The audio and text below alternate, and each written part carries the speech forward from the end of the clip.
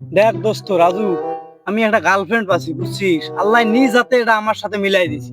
একদম আমাক ছাড়া কিচ্ছু বোঝে না, সব সময় আমাক চায়, আমাক ছাড়া একদম কিছুই বোঝে না। দেখ দোস্ত, গার্লফ্রেন্ড নিয়ে কোনো কথা কইস না। গার্লফ্রেন্ড যদি হয় তাহলে আমারটা, লাখ টাক বুঝি না, কুড়িতে একটা এইরকম গার্লফ্রেন্ড আমার ভাই।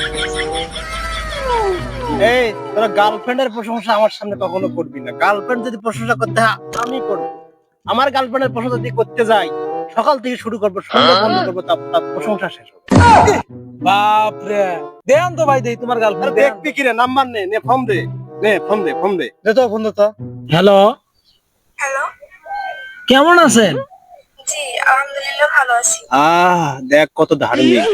আপনাকে একটা কথা বলার ছিল। এত কথা ভালো লাগে না? যদি কাজ করতে চান অডিও কলে 300, ভিডিও কলে 500 একদম। কই যান? ধার্মিক ধার্মিক ধার্মিক